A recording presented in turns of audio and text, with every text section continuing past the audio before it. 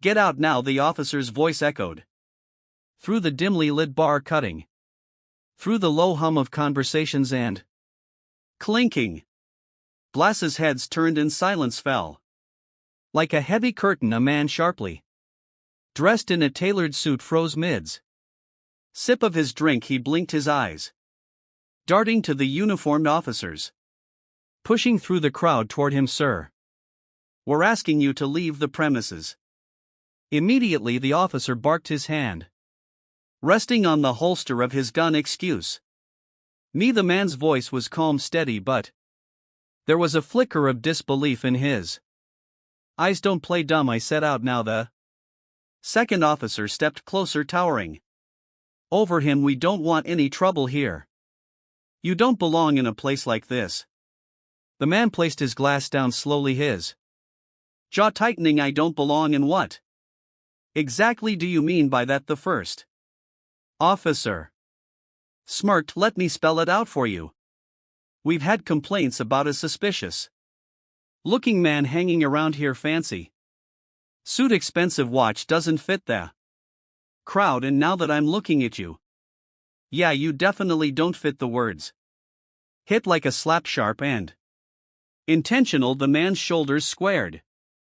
"I'm here for a drink, that's all, not anymore." The second officer grabbed his arm, yanking him to his feet. "Let's go." The man stiffened, pulling his arm back. "Take your hands off me." That's when it escalated. The first officer shoved him hard against the bar, his voice booming.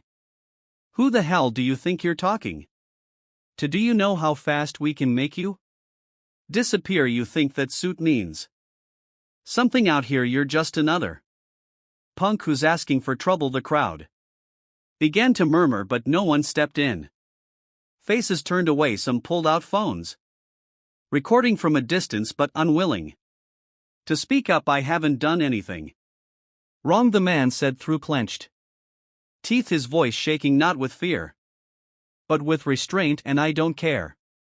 You're leaving or you're going to jail tonight. It's your call." Handcuffs snapped around his wrist. Before he could even respond, the officers pushed him toward the exit, dragging him through the bar as whispers rippled through the room. "You'll regret this," the man said, his voice low but carrying weight. It wasn't a threat, it was a promise. The first officer laughed. "Oh, I doubt that you'll learn to stay in your place." Outside, the cool night air hit hard, but the man's blood was boiling. Camera flashed, capturing his humiliation as the officers forced him into the back of a patrol car. "Search him," one officer barked. "Wallet, keys." "What's this?" The second officer pulled out a badge, a gold badge. He squinted at it before his face twisted in disbelief. "You're kidding me. What is it?" The first officer snatched the badge, reading the title engraved on it. His face drained of color. "Oh hell no," he muttered, shoving it back into the man's pocket as if it burned to the touch, but it was too late. The damage was done. The words were already out there, hanging in the air like smoke. "FBI director." And as the man sat in the back of the car, his wrists still bound, his eyes held no fear, only fire, because what those officers didn't realize, what no one in that barn knew, was that their lives were about to change forever. But how far would he go to prove his point, and just how deep did the corruption inside the department really run? The bar was one of those places that seemed to exist outside of time, dimly lit with walls stained from decades of cigarette smoke and secrets whispered over cheap whiskey. It wasn't the kind of place that attracted outsiders, especially not someone like Malcolm Reed. He didn't belong there, and he knew it, but he had his reasons. Malcolm sat at the far end of the bar, his tailored charcoal suit looking almost out of place among the worn leather jackets and faded jeans surrounding him. He stirred his drink absent-mindedly, eyes scanning the room without seeming to focus. He was good at that, blending in just enough to go unnoticed, but sharp enough to catch everything. Years of practice had taught him that skill. Malcolm was a man used to control. At 43, he had built his life around it, measured steps, calculated risks, and an unshakable presence that commanded respect. Raised in the rougher neighborhoods of Detroit, he'd seen firsthand what happened to people who let their guard down, who trusted too easily or spoke too freely. He learned early how to read people, how to measure their intentions before they even opened their mouths. That instinct had carried him through law school, through the academy, and eventually to the top of the FBI. But tonight, sitting in that bar, he wasn't Malcolm Reed, director of the FBI. He was just a man trying to disappear for a few hours. The whiskey burned as he swallowed, but it wasn't enough to dull the frustrations simmering beneath the surface. He had spent the last 3 weeks buried in reports of corruption, officers abusing their badges, bending the law until it broke, and walking away clean. It was the kind of rot he had dedicated his career to cutting out, and yet it always seemed to find new ways to spread. That night, Malcolm wasn't there to drink, he was there to think. The bar's door swung open and the low murmur of conversation stilled for just a moment. Malcolm didn't look up right away. He didn't need to. He could feel the shift in energy, the sudden heaviness in the air. The footsteps that followed were deliberate, heavy with purpose. 2 men. Officer Jake Callahan led the way. He had the build of someone who spent more time lifting weights than doing paperwork. Broad shoulders, thick arms, and a jaw perpetually set in a scowl. He wasn't from this precinct, but Malcolm had heard the name before. Callahan had a reputation for pushing limits, and not in a good way. Behind him, Officer Ryan Blake trailed like a shadow, younger, leaner, but with the same hard edge in his eyes. Malcolm felt them before he saw them, their presence pressing in as they approached. He kept his expression neutral even as Callahan leaned in closer. Evening, Callahan said, his voice carrying more authority than courtesy. Malcolm glanced up, taking his time. Evening. Callahan's eyes swept over him, landing on the watch peeking out from under his cuff. Nice suit, nice watch, too bit fancy for a place like this, don't you think? Malcolm set his glass down. Didn't know there was a dress code. Blake smirked, but Callahan didn't. Instead, he took a step closer, crowding Malcolm's space. We've had some complaints. Someone matching your description's been causing trouble around here. Malcolm arched an eyebrow. Causing trouble? How exactly? Why don't you stand up and we'll discuss it outside? Callahan said, his hand drifting toward his holster. Blake flanked him, eyes locked like a predator sizing up prey. Malcolm didn't move. I'm not leaving my drink, Malcolm said, keeping his voice level. Callahan's jaw tightened. I wasn't asking. The words hung in the air, thick with tension. Malcolm could feel the eyes of the room on him, but no one spoke, no one moved. Blake reached out, grabbing Malcolm's arm. That's when the shift happened. Malcolm stood sudden and deliberate, pulling his arm free with practiced ease. Don't touch me, he said, his voice sharp enough to cut. Callahan was on him in an instant, shoving him hard against the bar. You don't get to talk to me like that, not here, not ever. Malcolm felt the wood dig into his ribs, but he didn't fight, not yet. He could feel the weight of the badge in his pocket, but now wasn't the time to play that card. Instead, he let them think they had won. Blake yanked his arms behind his back, snapping the cuffs tight. Malcolm didn't flinch. You'll regret this, Malcolm said, his voice low but steady. Callahan smirked. Doubt it.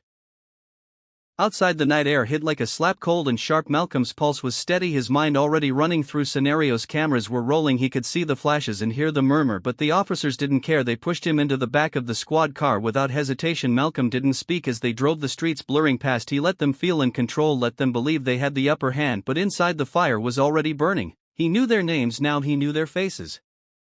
And soon they'd know exactly who he was. But what they didn't know, what they couldn't even imagine, was that the man they humiliated wasn't just another stranger in a bar. He was the man who could dismantle their entire lives with a single phone call, and he was just getting started. The squad car crept through the dimly lit streets, its tires humming softly against the asphalt. The red and blue lights reflected off the windows of closed storefronts and flickered across the empty sidewalks. But inside the car, the atmosphere felt far heavier than the night outside. Malcolm sat stiffly in the back seat, his wrists aching from the cold bite of the metal cuffs that were still locked tightly around them. His eyes stayed focused on the streets rushing past, but his thoughts weren't on the route they were taking. They weren't on the city or the flickering neon lights in the distance. No, Malcolm's focus was on the 2 men sitting in the front seats, their laughter low and mean, as they exchanged quiet words.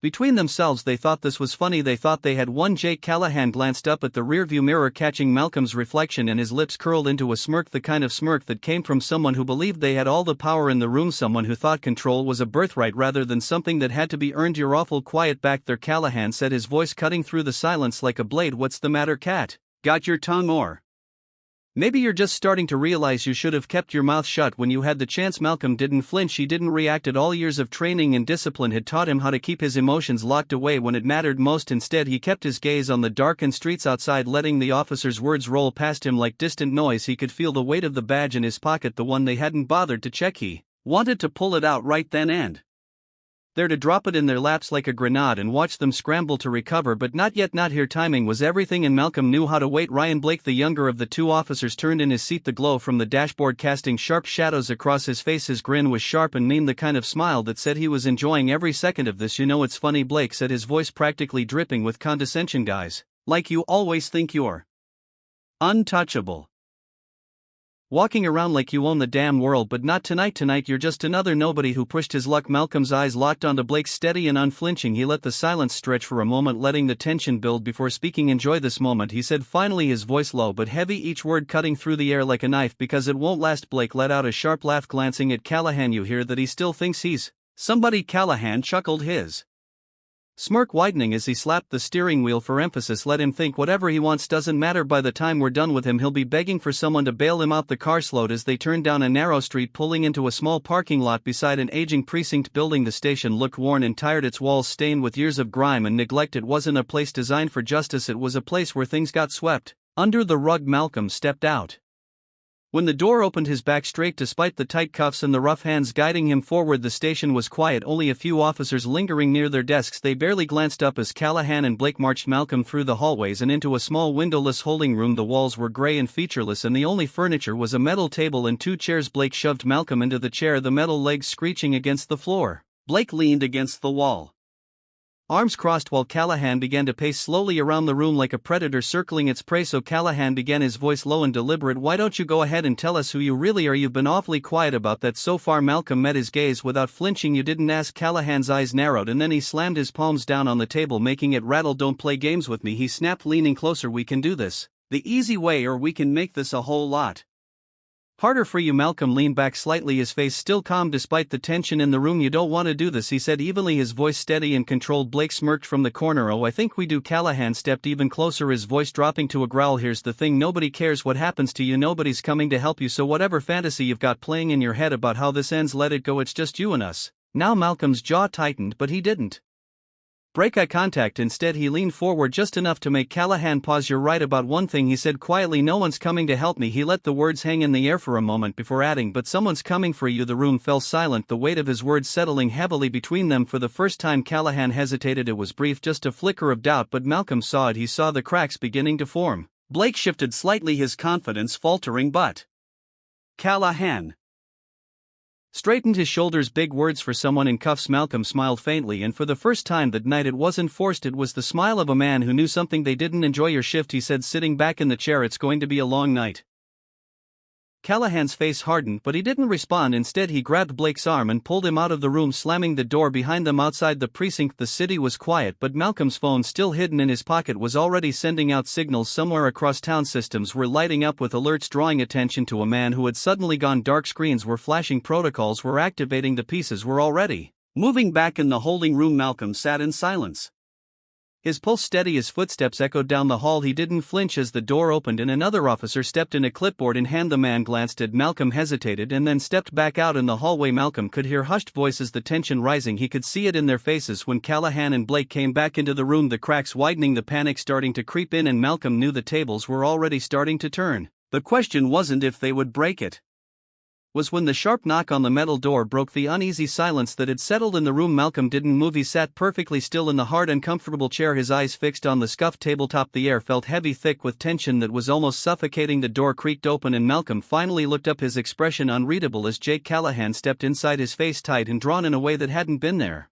before. Behind him, Ryan Blake followed, but this time the arrogance that had defined him earlier seemed to have dimmed. Callahan pulled out the chair across from Malcolm and sank into it, the legs screeching against the floor. He didn't speak right away, he just stared as if trying to read something that wasn't written on Malcolm's face. Blake hovered near the wall, his arms crossed tightly, but his restless movements betrayed the nerves simmering just beneath the surface. Malcolm's voice broke the silence. First, you look like you've seen a ghost. Callahan's jaw tensed, but he forced a smirk. You think this is funny? You think this is some kind of game? Malcolm leaned back slightly, his hands still cuffed in front of him, but his posture as composed as ever. No, I think you're starting to realize you've made a mistake. Callahan leaned forward, his knuckles pressing into the table. You're not in control here. You think that badge in your pocket changes anything? It doesn't. You don't intimidate me. Malcolm's eyes didn't waver. I don't need to intimidate you, not yet.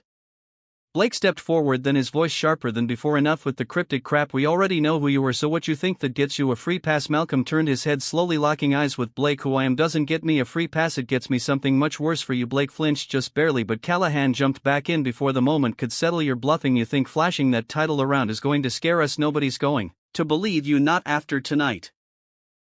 Malcolm's lips curved just slightly, the kind of smile that didn't need to be explained. You think this is still about tonight? His voice dropped slow and deliberate. It's not, it's about every night before this one, every stop you made, every person you cornered, every lie you told to cover your tracks. Callahan's face darkened. You don't know what you're talking about. Malcolm didn't blink. Don't I? I've been watching this precinct for weeks. Do you think your little games weren't already on my radar? Do you think the complaints were ignored? No, Callahan, they were being documented. Every report, every incident, every time you thought nobody was paying attention. Blake stepped back, his face paling. You're lying. Am I? Malcolm's voice was sharp now, cutting through the air. How do you think I ended up in that bar? You think it was by accident? You think I just wandered in for a drink? No, I went there because I knew exactly what would happen, and you proved me right. Callahan's hands clenched into fists on the table, but his voice faltered. You're bluffing. If you really had something, we wouldn't be having this conversation. Malcolm tilted his head slightly. We're having this conversation because I wanted you to see it unfold. I wanted you to feel it. Blake's voice cracked. Feel what? Malcolm's eyes locked onto is what it feels like to be powerless. The room fell silent again, but this time it was different. The tension wasn't simmering anymore, it was boiling. Callahan's eyes darted toward the door, but it remained closed, locked. Malcolm's gaze followed his. You're not leaving this room until I say so. Callahan snapped. You can't hold us here. You don't have that authority. Malcolm leaned forward. You're right, I don't have to hold you here, but I can keep you here long enough for what's coming next.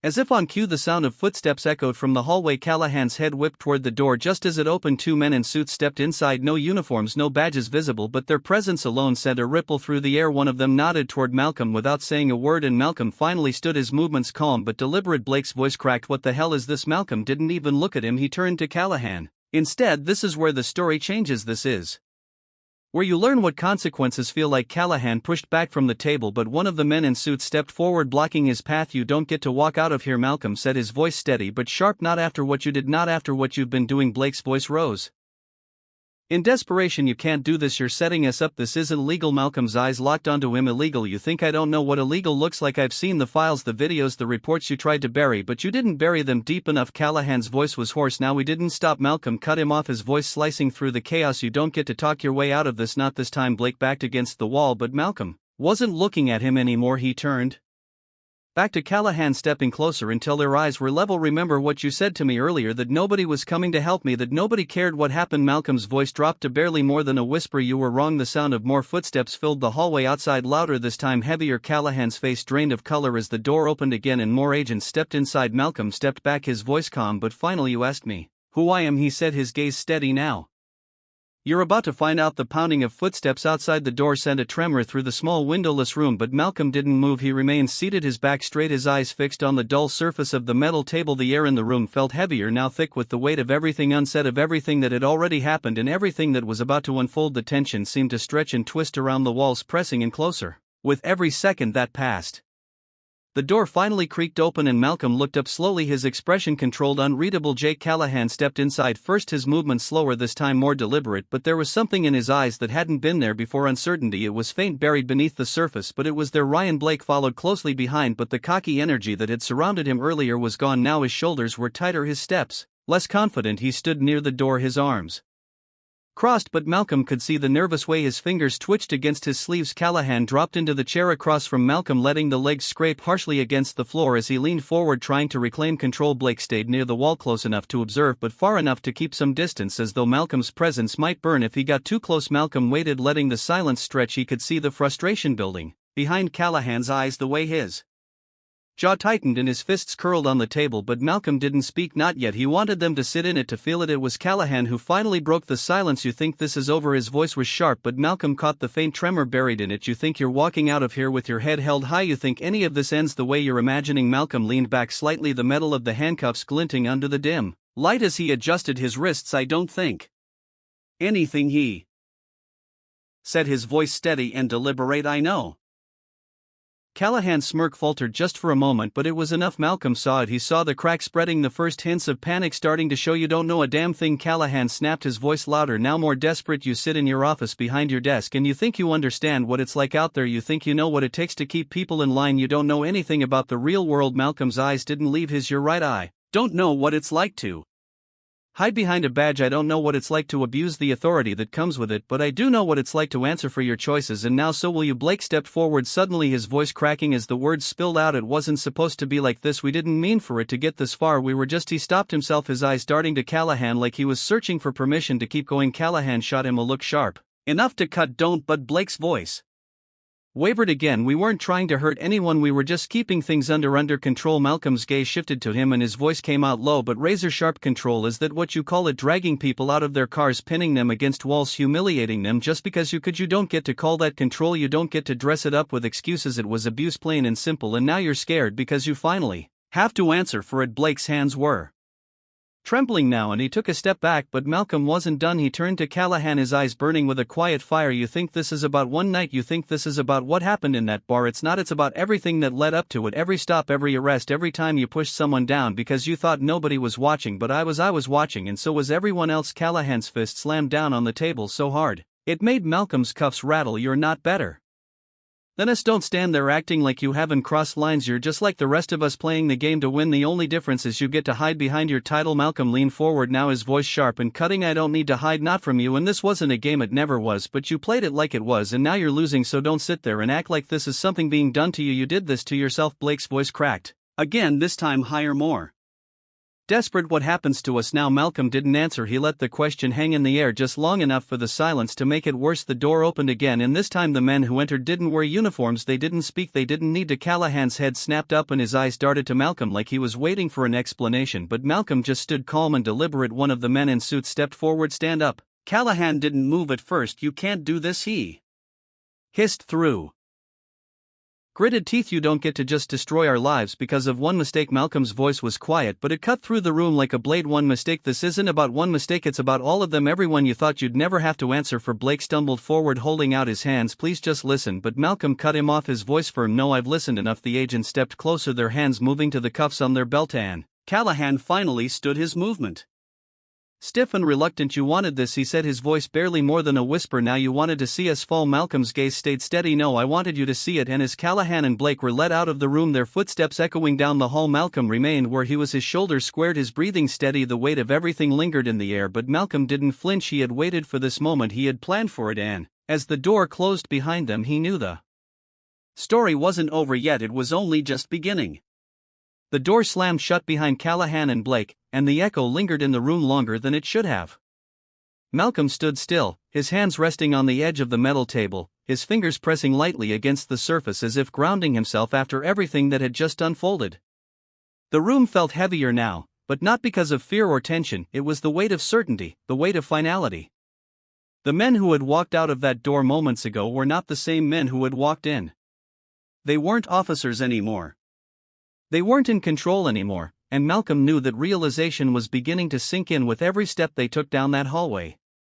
The two agents in suits lingered near the door, their movements deliberate but patient, like men who had seen situations like this unfold countless times before.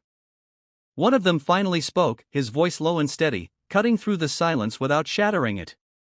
We'll process them now. Paperwork's already started. Internal Affairs wants interviews by morning. He paused, glancing at Malcolm. Do you want in on the first round? Malcolm shook his head, his voice calm but firm. No, not yet. Let them sit with it for a while. Let them feel what it's like to wait for the hammer to drop.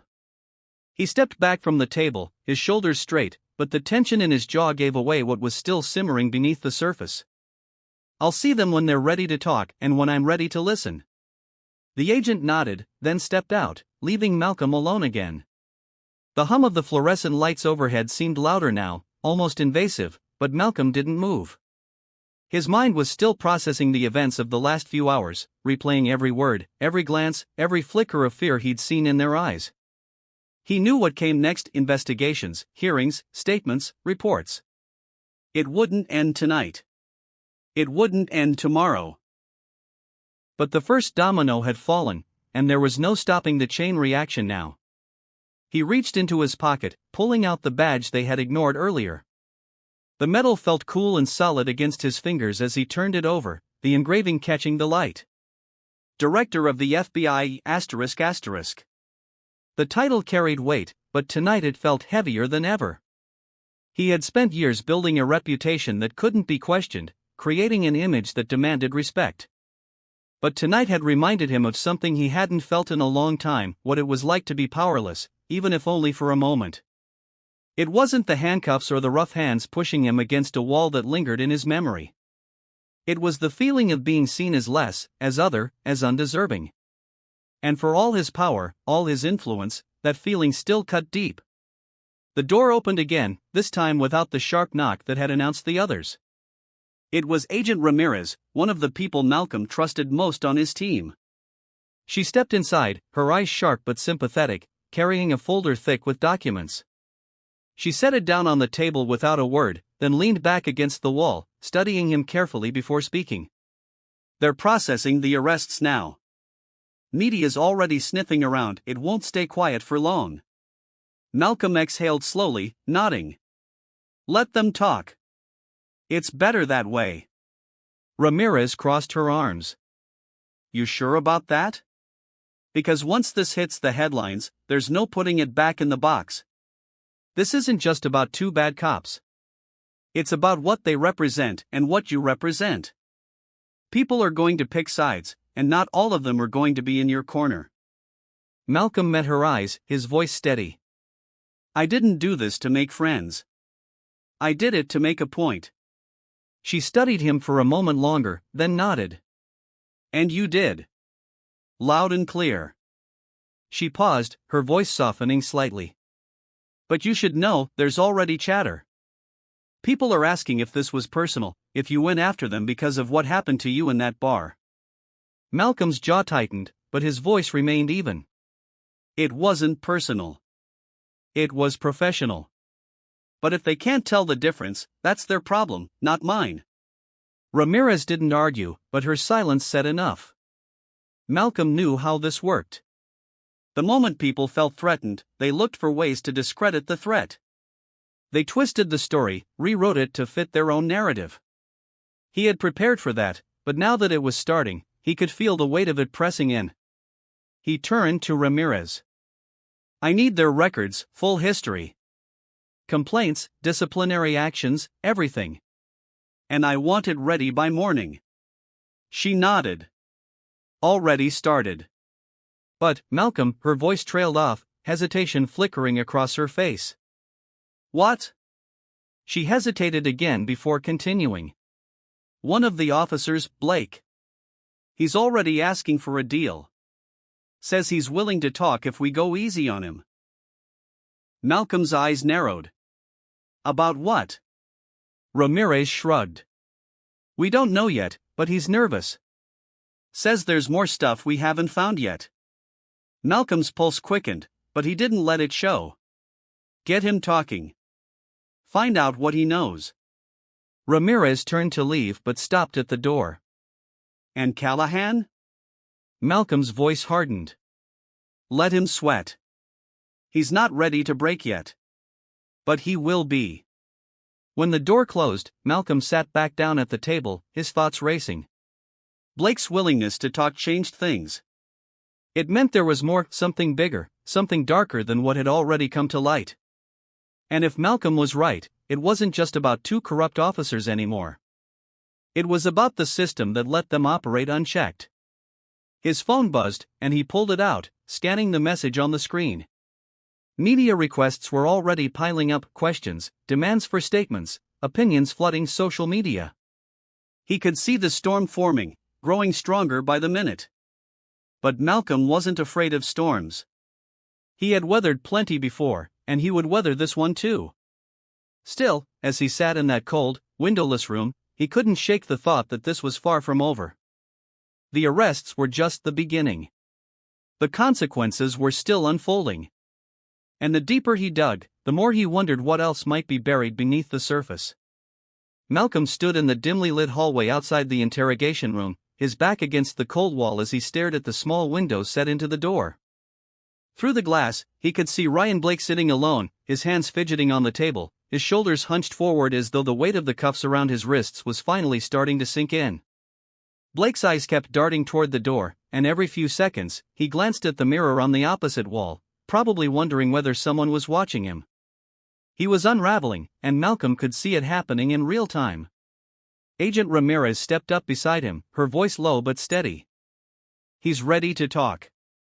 He's scared. Keeps saying he didn't know it would come to this, keeps trying to pin everything on Callahan, but he's not making much sense yet." She paused, studying Malcolm's face carefully before continuing. You sure you want to handle this personally?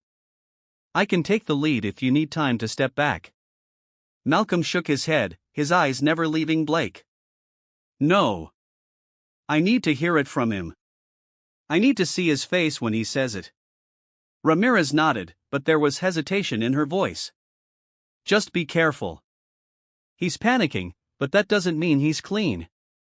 Don't let him play you. Malcolm's voice was low but sharp. He doesn't get to play me. Not now.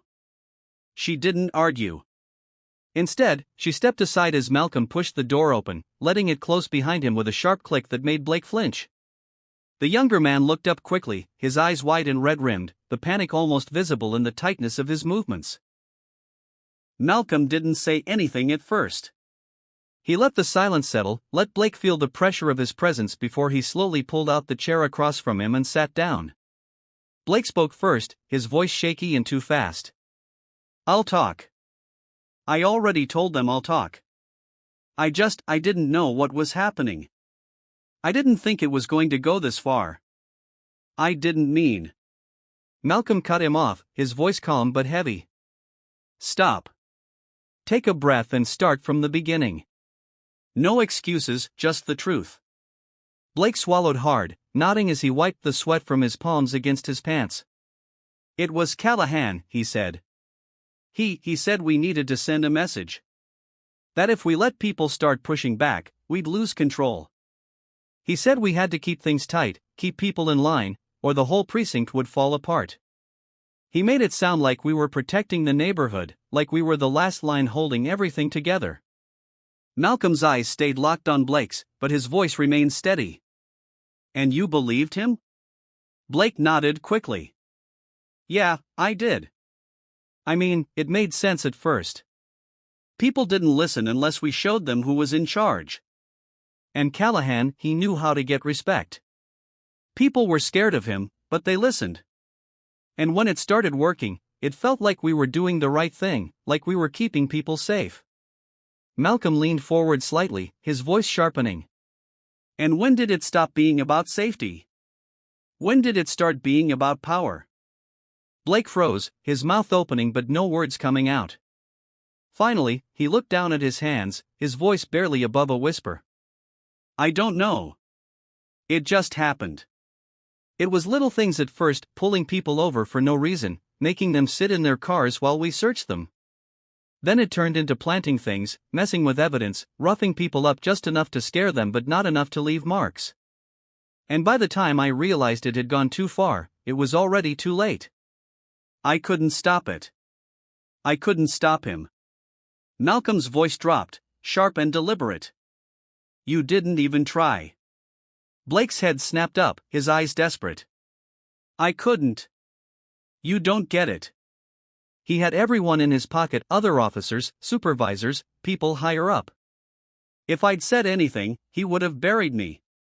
You think I didn't want to stop it? I did, but I didn't know how.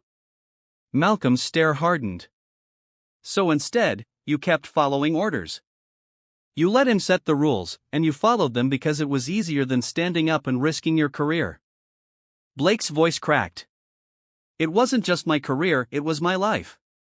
You don't understand what it's like to feel trapped like that, to know that if you make one wrong move, you'll lose everything. Malcolm's voice was sharp. I understand more than you think. But you didn't lose everything, they did. The people you stopped, the people you humiliated, the people who didn't have the power to fight back. You had a choice, and you chose yourself. Blake looked like he wanted to argue, but he didn't. Instead, he dropped his head, his shoulders slumping as if the last bit of fight had finally drained out of him. When he spoke again, his voice was barely above a whisper. I just wanted it to stop. I thought if I kept my head down long enough, it would all blow over. But it never did. It just kept getting worse. Malcolm leaned back, letting the words sink in. He could feel the weight of them, the desperation and guilt tangled together, but he didn't let it soften him. Not yet. Tell me about the others, Malcolm said finally, his voice low but firm.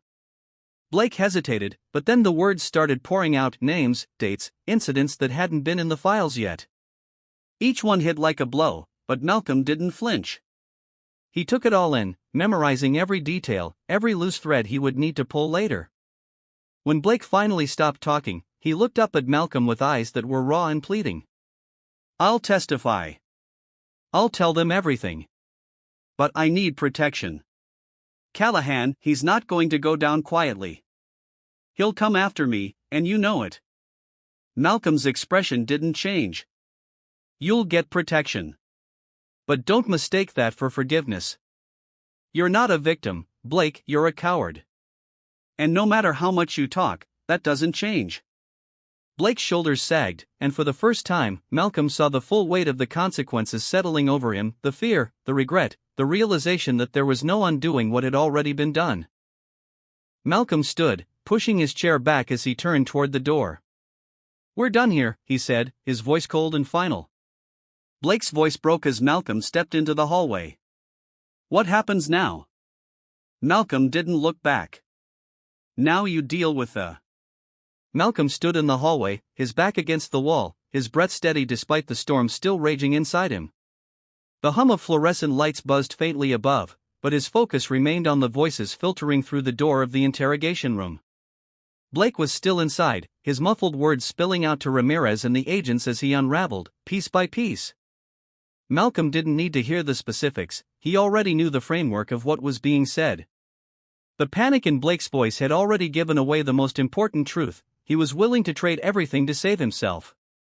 Malcolm wasn't sure yet whether that disgusted him or gave him hope that the house of cards was finally collapsing. The sound of heavy footsteps snapped Malcolm out of his thoughts. He looked up to see another agent approaching, his expression sharp and controlled, but there was something in his eyes that hinted at urgency. He stopped just short of Malcolm, leaning in slightly as he lowered his voice. "Callahan's asking to talk. He says he has something you need to hear, but he'll only tell you directly." Malcolm didn't respond right away. His jaw tightened, his hands flexing slightly at his sides before he straightened his shoulders. "Where is he?" "Interrogation room 2. He's been sitting there for the last hour, quiet. Hasn't said a word until now. But he looks different, like he's already made peace with whatever comes next." Malcolm's expression didn't change, but something shifted in his eyes. Without another word, he pushed off the wall and started down the hallway, his footsteps echoing against the tile. The walk felt longer than it should have, the weight of what waited behind the door pressing heavier with every step. When he reached it, he paused for a moment, his hand resting on the handle as if testing its weight before pushing it open. Callahan was already sitting at the table, his wrists cuffed in front of him, his posture slouched but not broken. His eyes lifted when Malcolm entered, and for the first time, the anger that had burned so fiercely in them before was gone. What replaced it wasn't fear, it was resignation. Malcolm closed the door behind him and crossed the room slowly, taking the seat across from Callahan without a word. The silence stretched, thick and suffocating, until Callahan finally spoke. "You got what you wanted," he said, his voice lower than Malcolm had ever heard it. "You tore it all down, everything I built, everything I protected. And for what? So you could make an example out of me?" Malcolm's voice was sharp but calm. "I didn't tear anything down. You did that yourself. All I did was shine a light on it." Callahan's jaw tightened, but there was no fire in his response, only exhaustion. "You think it's that simple? You think this is black and white? It's not. It never was." Malcolm leaned forward slightly, his eyes locked onto Callahan's. "Then explain it to me. Explain how this was supposed to be anything but what it is: corruption, abuse, power twisted into something it was never meant to be. Tell me how I'm supposed to see it any other way." Callahan exhaled sharply, leaning back in his chair as he ran his hands through his hair. "You don't get it. You never will. You sit up there in your office, behind your title, and you look down at the rest of us like we're supposed to be perfect. But out here, perfect doesn't work. Perfect gets you killed. You think I liked doing what I did? You think I enjoyed it? I didn't. But it worked. Malcolm's voice hardened. It worked for you. It worked for Blake. It worked for the ones who thought the rules didn't apply to them. But it didn't work for the people you left bleeding in the street. It didn't work for the people who were too scared to call for help because they knew you'd show up. Callahan slammed his hands down on the table, the cuffs clinking against the metal. And what about the ones we did help? The ones who were safe because we kept the streets clean? You don't hear their stories, do you? You don't see the ones who made it home at night because we were willing to do what you're too afraid to do. Malcolm didn't flinch. You don't get to hide behind that excuse. Not anymore. You didn't clean the streets, you poisoned them. You didn't protect people, you terrorized them. And now you're sitting here trying to convince me that it was justified, that it was necessary. But it wasn't, and you know it. Callahan's shoulders sagged, and for the first time, Malcolm saw the cracks spreading wider, the weight of everything finally breaking through the wall he had built around himself. His voice dropped, quieter but no less raw. You want me to say I regret it? Fine.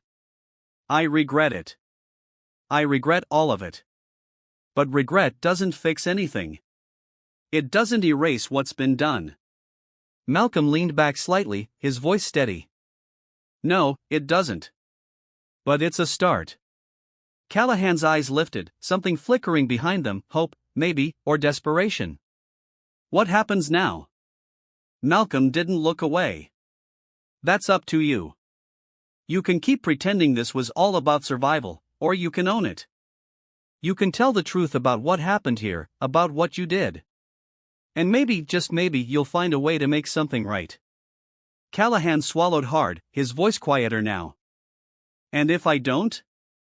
Malcolm's expression didn't waver. Then you'll watch it all collapse around you. And you'll know you had the chance to stop it and chose not to. The silence that followed was thick, but this time it felt different. It felt final. Callahan nodded slowly, his shoulders sinking further as the fight drained out of him completely. Malcolm stood, pushing his chair back as he turned toward the door. But Callahan's voice stopped him. Why me? Malcolm turned back, his voice calm but sharp. Because you made it easy. You thought you were untouchable. And now the world gets to see what happens when you're wrong. And with that, Malcolm stepped out of the room, leaving Callahan alone. Malcolm stood in the hallway, his back against the wall, his breath steady despite the storm still raging inside him. The hum of fluorescent lights buzzed faintly above, but his focus remained on the voices filtering through the door of the interrogation room. Blake was still inside, his muffled words spilling out to Ramirez and the agents as he unraveled, piece by piece. Malcolm didn't need to hear the specifics, he already knew the framework of what was being said. The panic in Blake's voice had already given away the most important truth: he was willing to trade everything to save himself. Malcolm wasn't sure yet whether that disgusted him or gave him hope that the house of cards was finally collapsing. The sound of heavy footsteps snapped Malcolm out of his thoughts. He looked up to see another agent approaching, his expression sharp and controlled, but there was something in his eyes that hinted at urgency. He stopped just short of Malcolm, leaning in slightly as he lowered his voice. Callahan's asking to talk. He says he has something you need to hear, but he'll only tell you directly. Malcolm didn't respond right away. His jaw tightened, his hands flexing slightly at his sides before he straightened his shoulders.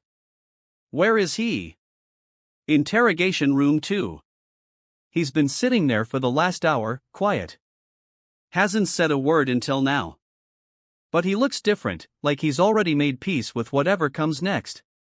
Malcolm's expression didn't change, but something shifted in his eyes. Without another word, he pushed off the wall and started down the hallway, his footsteps echoing against the tile. The walk felt longer than it should have, the weight of what waited behind the door pressing heavier with every step. When he reached it, he paused for a moment, his hand resting on the handle as if testing its weight before pushing it open. Callahan was already sitting at the table, his wrists cuffed in front of him, his posture slouched but not broken. His eyes lifted when Malcolm entered, and for the first time, the anger that had burned so fiercely in them before was gone. What replaced it wasn't fear, it was resignation. Malcolm closed the door behind him and crossed the room slowly, taking the seat across from Callahan without a word. The silence stretched, thick and suffocating, until Callahan finally spoke. "You got what you wanted," he said, his voice lower than Malcolm had ever heard it. "You tore it all down, everything I built, everything I protected. And for what? So you could make an example out of me?" Malcolm's voice was sharp but calm. "I didn't tear anything down. You did that yourself. All I did was shine a light on it." Callahan's jaw tightened, but there was no fire in his response, only exhaustion. "You think it's that simple? You think this is black and white? It's not. It never was." Malcolm leaned forward slightly, his eyes locked onto Callahan's. "Then explain it to me.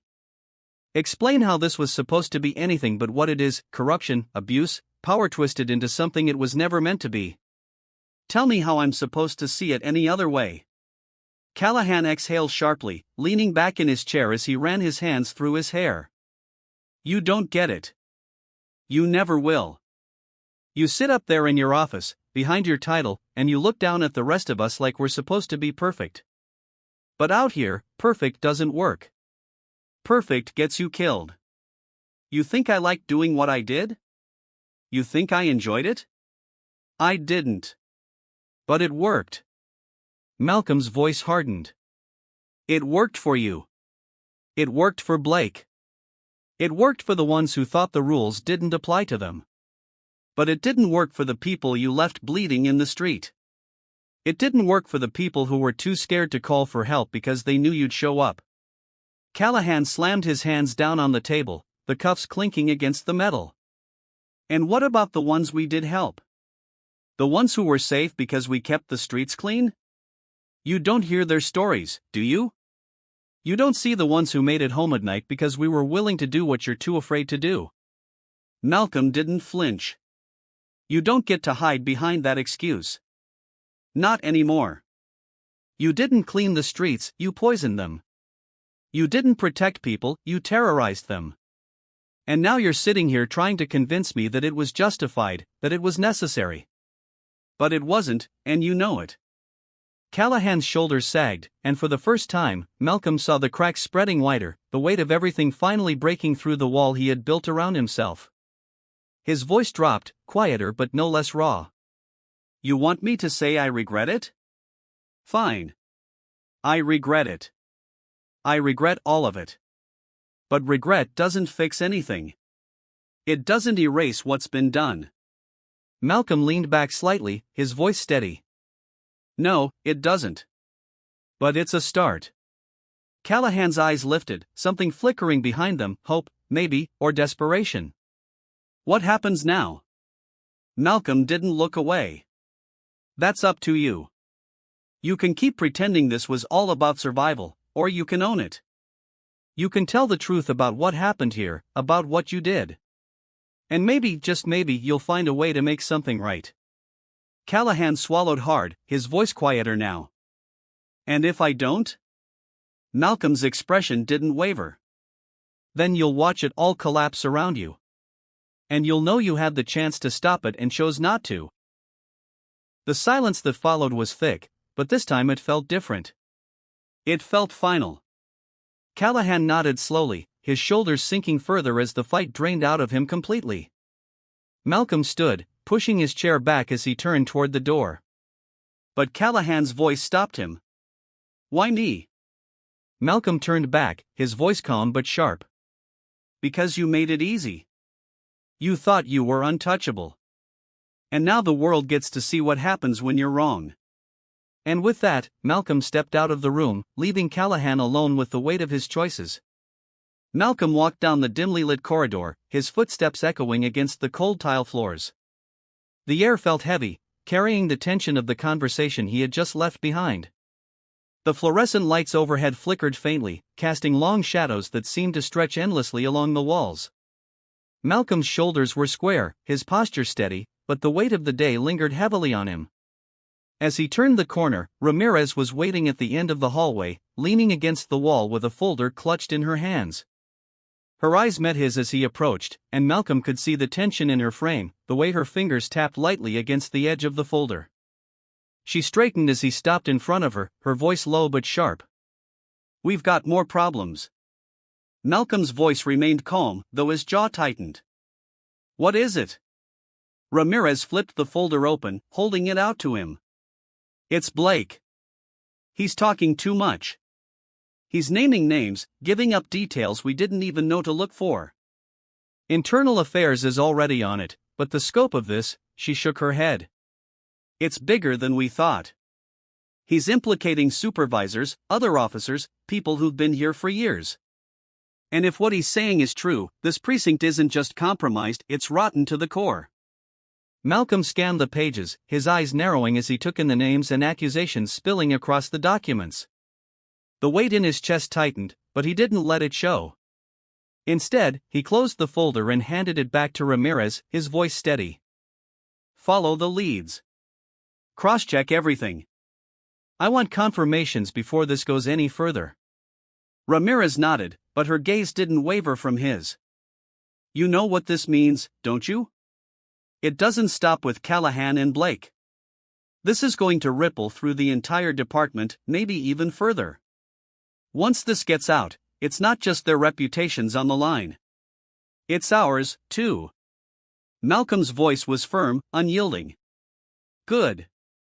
Let it ripple. Let them all feel it." Ramirez exhaled, her shoulders dropping slightly.